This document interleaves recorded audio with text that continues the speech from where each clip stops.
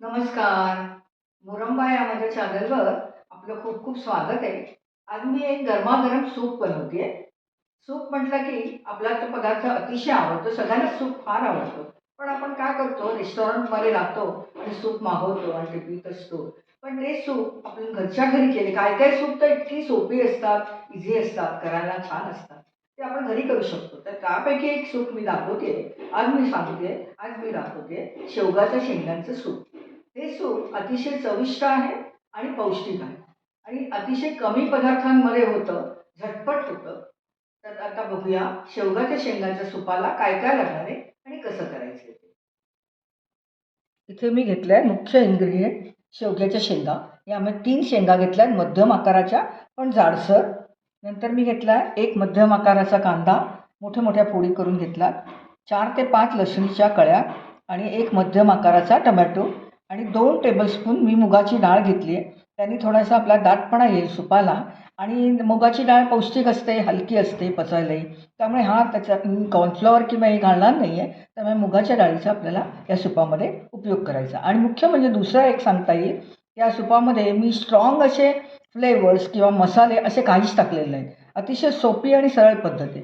पहिल्यांदा काय करायचे, 2 टेबलस्पून मी तेल ह्याच्यामध्ये घेणार आहे, कुकरमध्ये किंवा पॅनमध्ये कशातही घेणार. त्याच्यामध्ये लसूण, कांदा आणि टमॅटो चांगला लाल होईस्तोवर परतून घेणार.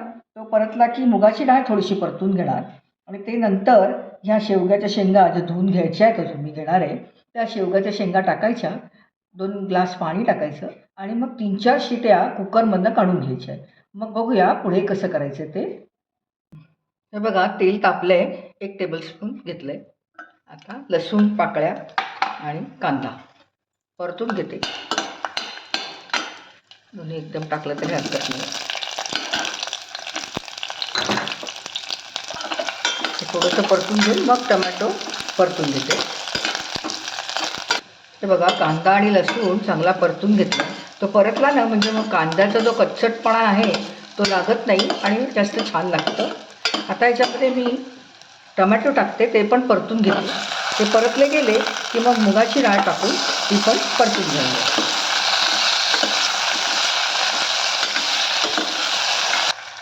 हे बघा आता मुगाची डाळ टाकते आहे, धुवून घेतलेली आहे.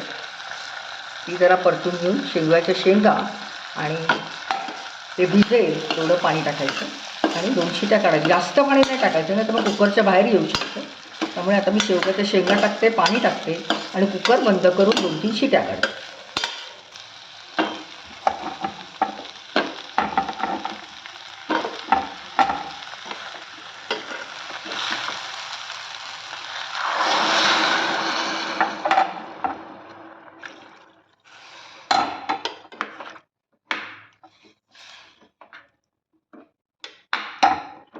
हे बघा बुडेल एवढं पाणी घातलंय.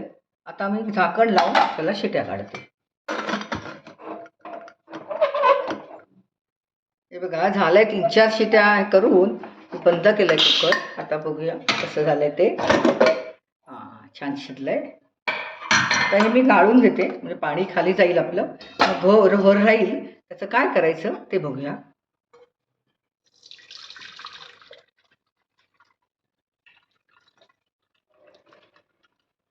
सगळं पाणी काढून घेतलं, ह्याच्यामध्ये काढून घेतलं. आता हे थंड करायला ठेवते आणि मग आपण ह्याच्यापासून आपल्याला सूप बनवायचं.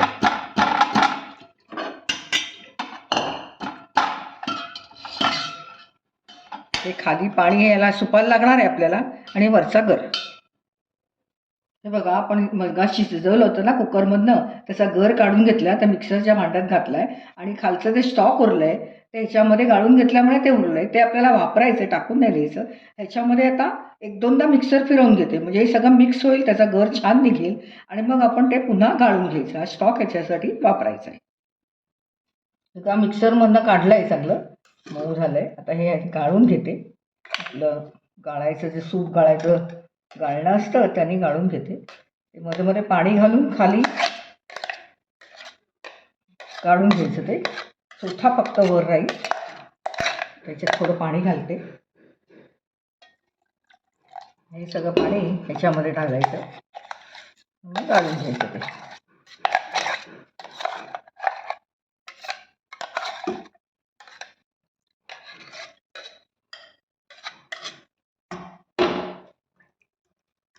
छान झालं आहे. तर फक्त चोथा राहील वरती.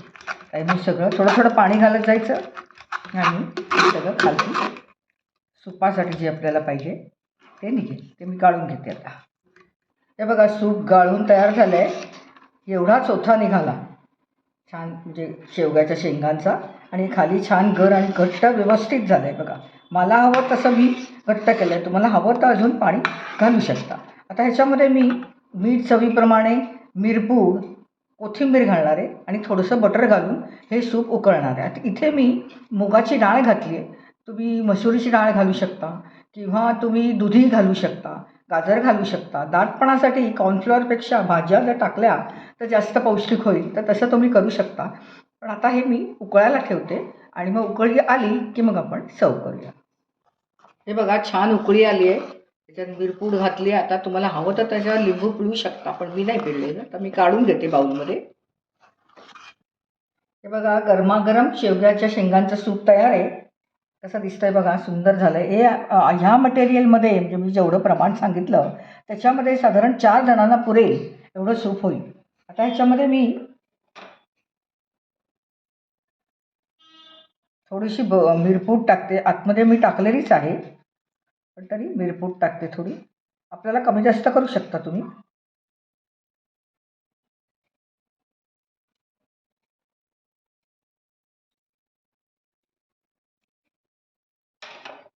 थोडी कोथिंबीर,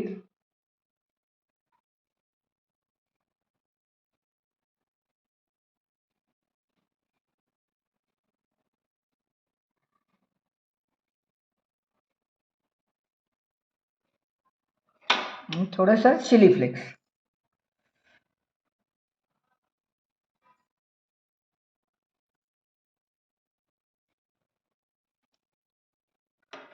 थोडंसं क्रीमी लागावं म्हणून मी थोडंसं बटर टाकते.